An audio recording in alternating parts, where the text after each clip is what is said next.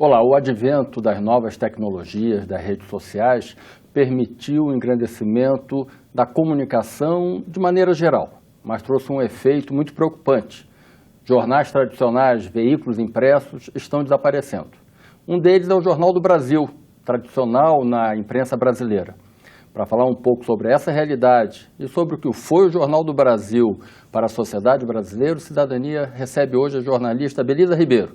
Ela que acaba de escrever e lançar o livro Jornal do Brasil, História e Memória.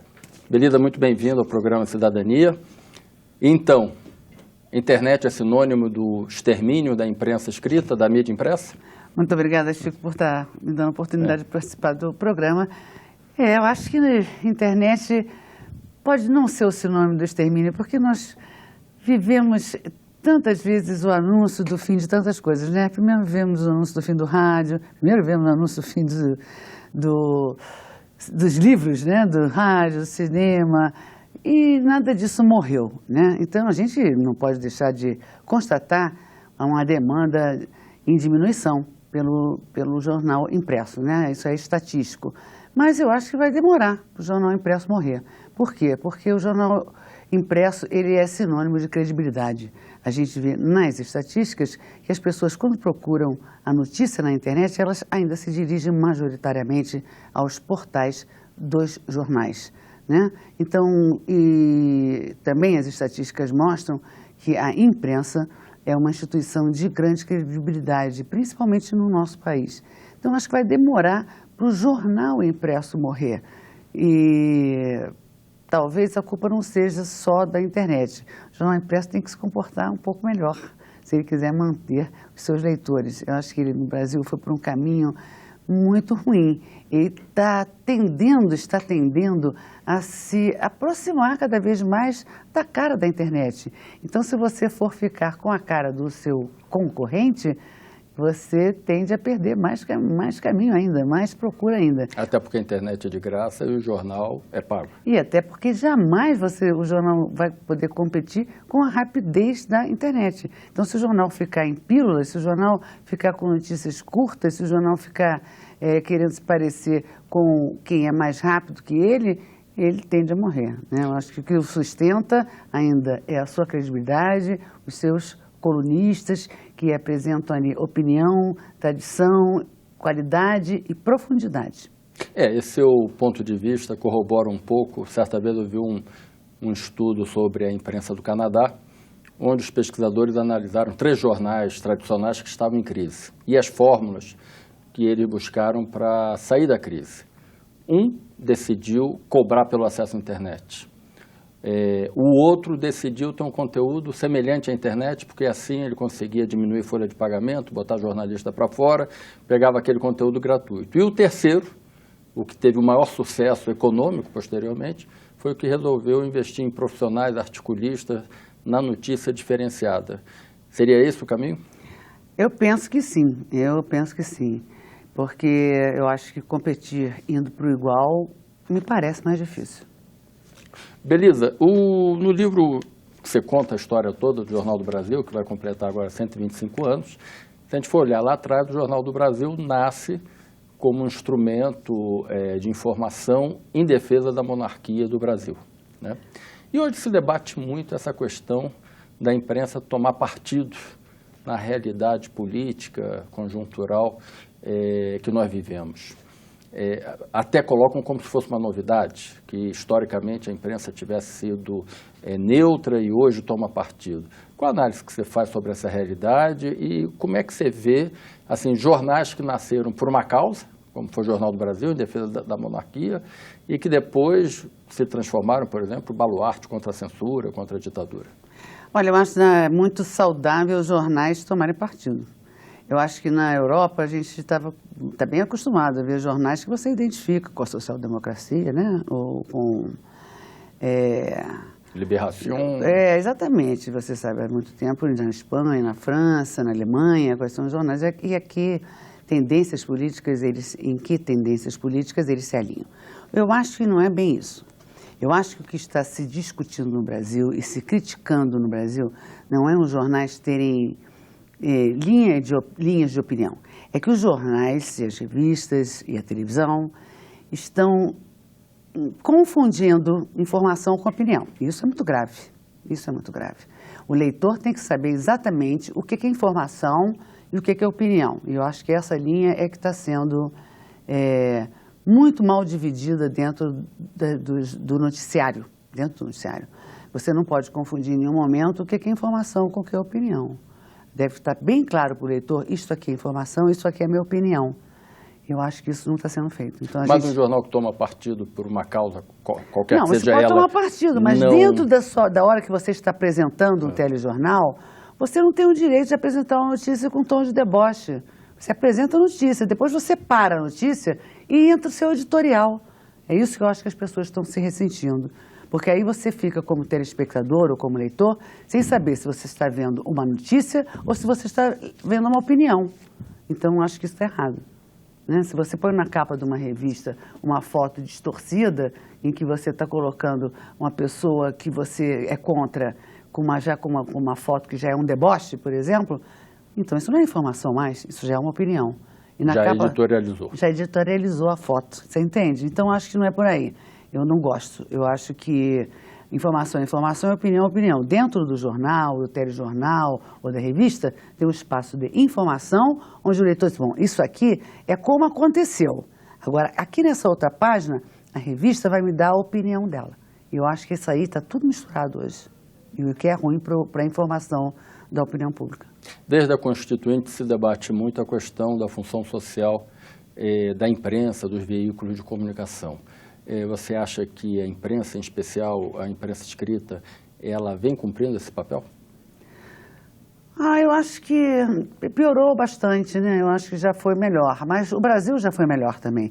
Você falou de uma época em que nós estávamos esperançosos, né? Como eu tenho saudades daquele Brasil da Constituinte, em que nós tínhamos aquela esperança grande de que o Brasil fosse por um caminho muito bom, né? Que nós estávamos saindo da ditadura, votando a nossa nova Constituição, vendo pela primeira vez o nosso Congresso funcionar, e nós estávamos muito esperançosos.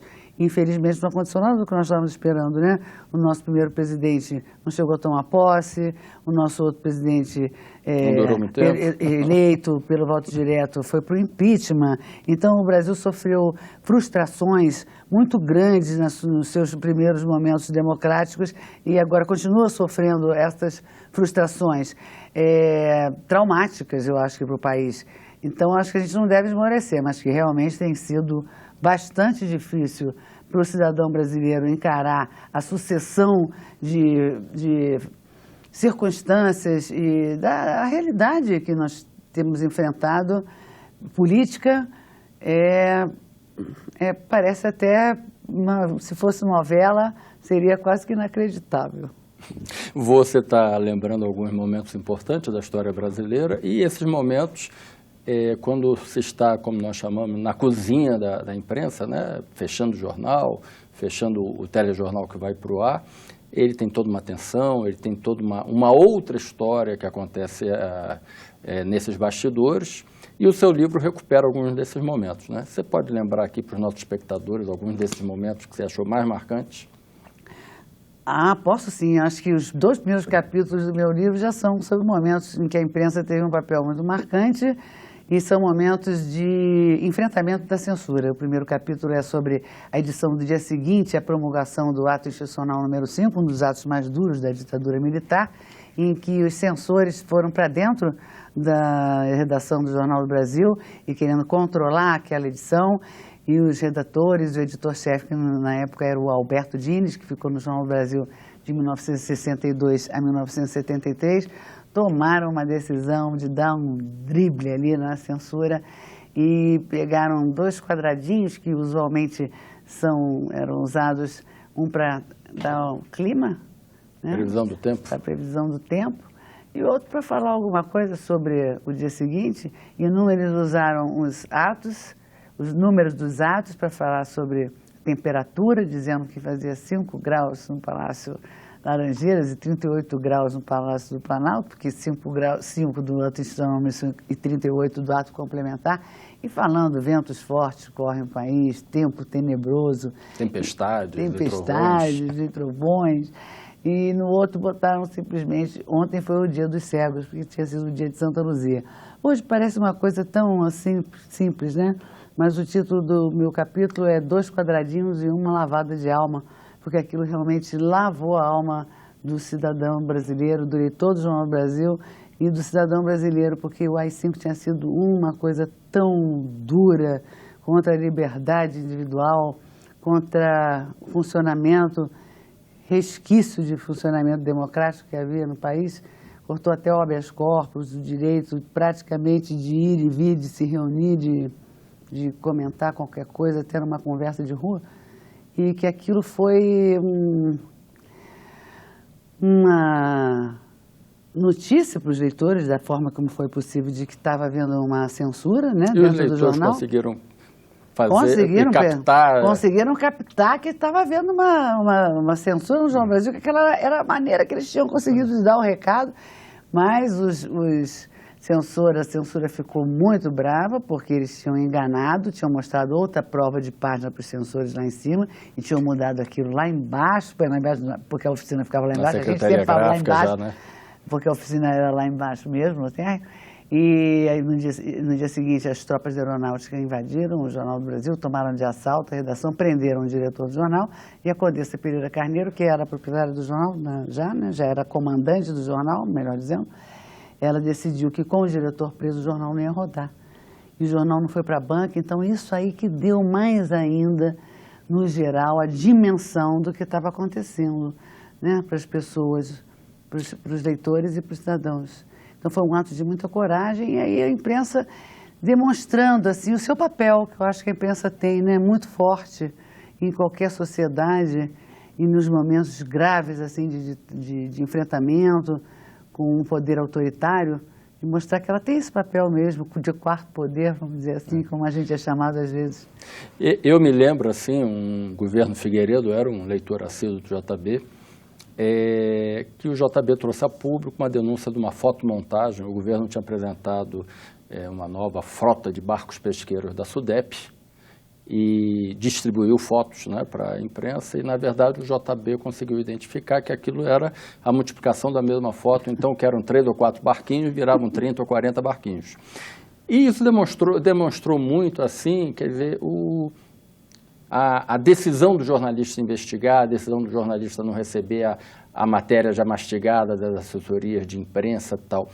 Você acha que hoje o perfil nosso, dos profissionais, os jornalistas se profissionalizaram e tal, mas você acha que ainda tem a mesma garra ou o modelo editorial é outro? O modelo editorial é outro. Eu costumo dizer que os que tiverem a curiosidade, a oportunidade de ler o livro, nem tanto por um mérito meu, mas porque os relatos são, como eu digo, emocionados e emocionantes, porque as pessoas têm uma nostalgia, um amor, os que trabalharam lá pelo jornal, que os relatos são emocionados que eles me deram, né, sobre os suas próprias matérias, suas coberturas. Mas o jornalismo era assim, é exatamente o que você está falando. As pessoas tinham assim uma garra de fazer o seu trabalho, apurar até o fim, eu vou conseguir isso. E também existia uma disponibilidade, uma disposição e uma disponibilidade que não existem hoje. Os chefes eram capazes de deixar um repórter fazer uma matéria durante 60 dias. Apurar uma matéria. E mesmo no dia a dia o jornal fechava meia-noite, hoje fecha 8 horas, já está rodando, né? Pois é. E existia essa disposição e essa disponibilidade de deixar, investigar e apurar uma matéria durante 60 dias, entendeu? O Fritz Utzeri conta no livro que o Walter Fontoura deixou ele ficar, acho que meses apurando a matéria, que revelou que ele revela que seria quase impossível o Rubens Paiva ter sido sequestrado, né? E a Comissão da Verdade chega tantos anos depois, 30 anos depois, à mesma conclusão que ele chegou na matéria dele, no Jornal do Brasil, né? O Jornal do Brasil também foi muito importante assim na questão da cultura, da inovação estética, né? Fez uma grande reforma, abriu mais espaço para a fotografia. Quem tiver curiosidade de ver imagens de jornais da década de 40, de 50, vai ver que era só texto carregado. E o Jornal do Brasil vai abrir para grandes fotos, chegou a ter profissionais de primeira linha na sua fotografia, criou o Caderno B, né, para abrir para a cultura. Qual a importância do Jornal do Brasil nesse espaço cultural e da inovação, da estética? Eu acho que o Jornal do Brasil fez uma reforma gráfica que influenciou a imprensa toda no Brasil, né? Essa reforma começou com o Reinaldo Jardim e a Amilcar de Castro no suplemento de domingo do jornal, que era um suplemento à parte do jornal. Eles foram super inovadores nesse formato, criando espaços em branco. A Amilcar de Castro, como artista plástico, né, trouxe para dentro do jornal essa vanguarda de design. E esse suplemento foi muito marcante também do ponto de vista de conteúdo, levando os poetas Ferreira Goulart, o concretismo nas páginas do jornal. E depois isso foi levado para o primeiro caderno, assim, de uma forma brilhante, pelo Jânio de Freitas.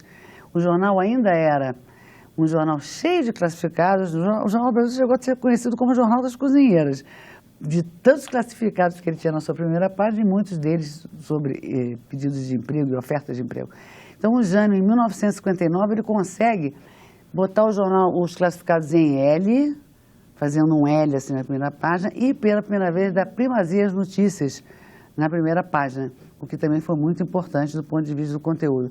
Lança-se o Caderno B, já baseado nessa experiência do suplemento de domingo, e é uma revolução também. Esse espaço que se dá à cultura no Caderno B também vai influenciar todos os jornais brasileiros a terem um segundo caderno, que não existia. O Caderno B é uma revolução. O Caderno B, ele não só reflete o que está acontecendo na sociedade, ele influencia coisas. Eu tenho um depoimento no livro muito interessante, que é do Jean-Marie França. Ele era editor do Caderno Internacional, o homem da guerra, só falava sobre guerras, né? E ele vai no editor do segundo caderno e pede para ter uma coluna sobre rock. Eu comecei a perceber que estava surgindo, ele gostava muito de rock, nas horas vagas, porque ele estava escrevendo sobre guerra. E ele gostava muito de rock, começa a perceber que estavam surgindo umas bandas com nomes muito esquisitos, como Kid Abelha, Paralamas do Sucesso, e ele dá espaço para essas bandas. Ao mesmo tempo, e essas bandas saindo no Caderno B, que já era uma coisa que ditava a moda, essas bandas começam realmente a ter espaço no cenário cultural brasileiro. Então, ele é meio pai dessas bandas. Ele com o Caderno B, né? A influência é tanto que até João Nogueira dedicou um samba, Malandro JB, né? Exatamente. E termina, infelizmente, demitido pela Condessa, né? Nesse samba. Pela Condessa. A Condessa era a diretora, a presidente do Jornal do Brasil, proprietária, que herdou de seu marido, o velho Conde Pereira de Souza. Né? Exatamente, e que passa depois do comando ao Manuel Francisco Nascimento Brito, né? Que durante muito tempo ficou lá no comando administrativo do Jornal do Brasil. Você acha que essa interligação do jornal com a sociedade, a gente está falando aqui da cultura, da política, do cotidiano, as redes sociais conseguem reproduzir isso? A internet consegue reproduzir isso? Ou é uma ligação mais fria? Eu acho que é uma ligação mais fria porque é muito mais pulverizada, né? A gente tinha um jornal do nosso coração. Você tem o site do seu coração, né? Você anda ali zapeando muito mais do que na Canal a Cabo, muito mais, né? A internet, você não lembra nem onde é que você passou, porque você não tem a não ser que você vá no portal do seu jornal preferido. Mas no site você não lembra mais nem você passou. Então, você não tem essa tradição, você não constrói essa ligação, aquela coisa do jornal chegar na sua porta todo dia, ou você passar na sua banca preferida, botar o seu jornal no braço, guardar coisas para ler mais tarde. Recortar, né? A gente recortava coisas, guardava na gaveta aquela matéria. Exatamente, é uma relação completamente diferente, né? De assim, Ou você faz um copiar-colar. É bem diferente, eu acho que existia uma relação de intimidade com seus colunistas preferidos, parecia que era seu amigo, né? Beleza, o JB ele inovou em sendo o primeiro jornal que migrou para a internet, lá na década de 90, mas acabou nos anos 2000, acabando com a sua impressão... 2010. 2010, né? Foi o último. Acabando com a sua edição impressa e foi para a internet, perdeu muito, né? Não só por ir para a internet, mas por situações econômicas. Que perspectiva você vê para frente, não só para ele, mas para os jornais tradicionais, a imprensa tradicional brasileira, diante desse cenário de economia difícil e também da facilidade das redes sociais e da internet? Acho que não me arvora ser uma analista do mercado jornalístico, mas eu vejo um cenário difícil, como eu vejo um cenário difícil para o Brasil em geral, para os próximos anos, né? Qualquer que seja o desfecho da crise política que nós estamos vivendo, qualquer que seja ele, eu vejo um cenário de dificuldade para nós brasileiros. Vamos ter que unir forças aí para sair dessa crise. Para os jornais, eu penso assim que, como eu disse antes, eu acho que os jornais deviam tentar se diferenciar cada vez mais da internet para sobreviver, o jornal impresso. Você não é daquelas que acha que a mídia impressa está em extinção? Não acho que vai demorar. Como a gente pensou que, nossa, vai acabar o livro, olha o livro aí. Acho que não, acho que vai demorar. Não acho que é uma coisa que vai acontecer em 10 anos, não acho que vai demorar.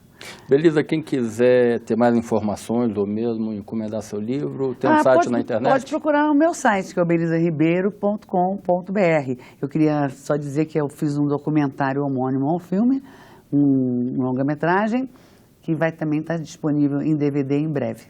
Que bom. Parabéns, obrigado pela sua presença no Cidadania. Muito obrigada, Chico, obrigado pela oportunidade. Essa foi a jornalista Belisa Ribeiro, que veio falar sobre o livro que ela acabou de lançar, sobre os 125 anos do Jornal do Brasil, um dos tradicionais jornais da história do país, nasceu ainda no tempo do Império. Se você quiser comentar essa entrevista, telefone para nós, 0800 61 2211, a ligação é gratuita, ou entre então na nossa página na internet, senado.leg.br/TV. Até um próximo encontro.